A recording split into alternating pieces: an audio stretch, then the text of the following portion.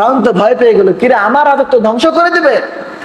এবার ফেরাউন হামানকে নিয়ে পরামর্শ করলো কি করা যায়। হামান বলল, ফেরাউন, এই দুনিয়ার ভিতরে এই জামানায় যতগুলো ছোট সন্তান আসবে, ছেলে আসবে, ওদেরকে দুনিয়ার থেকে বিদায় করে দাও, তাহলে মুসা আর আসতে পারবে না। এক পর্যায়ে এভাবে মারতে মারতে হাজার হাজার লক্ষ লক্ষ শিশুকে দুনিয়ার থেকে বিদায় করে দিল ফেরাউন। এবার ফেরাউন বলে, আরে দেশের ভিতরে কর্মচারী নাই, দেশের ভিতরে কোনো দারোয়ান নাই, কে সবজি বিক্রি করবে, কে ব্যবসা করবে, এরকম কোন ছেলে সন্তান নাই। এলাকার ভিতরে ছেলে সন্তান শূন্য হয়ে গেল, যারা ছেলে ছিল ওরা মুরব্বী হয়ে গেল, বুড়া হয়ে গেল, মারা গেল, এলাকার ভিতরে পুরুষের অভাব হয়ে গেল। আচ্ছা বলেন তো, এই এলাকার ভিতরে যারা ছোট্ট সন্তান, ছেলে সন্তান, ওদেরকে যদি মেরে ফেলা হয় তাহলে কি এলাকার ভিতরে মানুষ বাড়বে না কমবে? কমবে না। ফেরাউন লক্ষ্য করলো যে এলাকার ভিতরে মানুষ আর নাই, যারা বৃদ্ধ ছিল এরা মারা গিয়েছে, এরাও শেষ হয়ে গেল। এবার ফেরাউন বলল, না আর সন্তান মারা যাবে না, 1 বছর সন্তান মারবো, আর 1 বছর সন্তানকে মারবো না। যেই বছর সন্তানকে মারবে না ওই বছর আল্লাহ রাব্বুল আলামিন মুসাকে পাঠান নাই। যেই বছর সন্তানকে মারবে, ছেলে সন্তানকে মারবে, আল্লাহ ওই বছরেই মুসা আলাইহিস সালামকে দুনিয়ার ভিতরে পাঠিয়েছেন।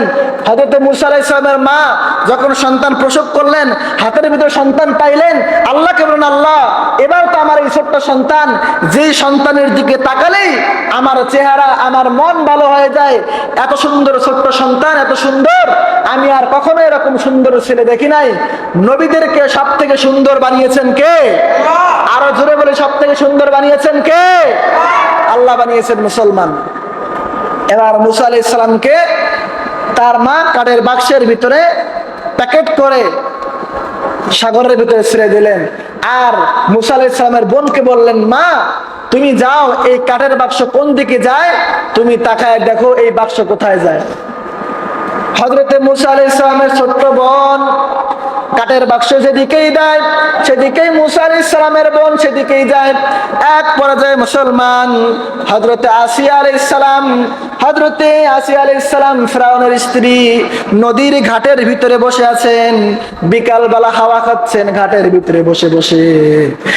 এক পর্যায়ে আসিয়া দেখতে পারল একটা নদীর ভিতরে একটা কাঠের বাক্সের মতো দেখা যায়। হযরত আসিয়া আলাইহিস সালাম সৈন্যবাহিনীকে দিয়ে কাঠের বাক্স নিয়ে আসলেন।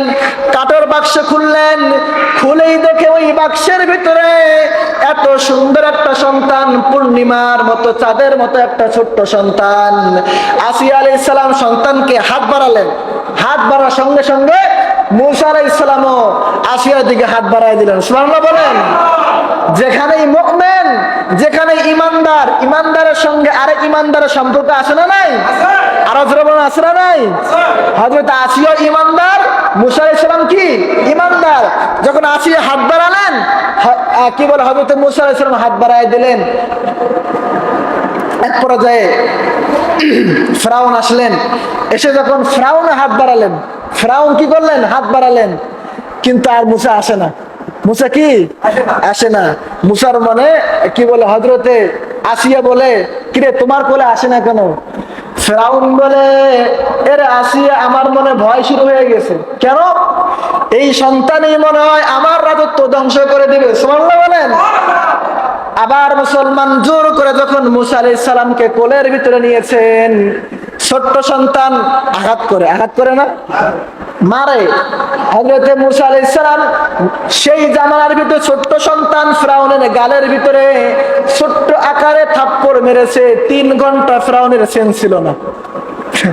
কয় ঘন্টা? 3 ঘন্টা। ফেরাউন নিজে বলে, ওই ছোট্ট অবস্থায় মুসা আমার গায়ে থাপ্পড় মেরেছে, আমি আর কোনো কিছু আন্দাজ করতে পারতেছি, আমার মাথা নষ্ট হয়ে গিয়েছে। এই পাওয়ার দিয়েছেন কে? আল্লাহ দিয়েছেন। ফেরাউন বলে, আসিয়া এই সন্তানকে রাজপ্রাসাদে রাখা যাবে না,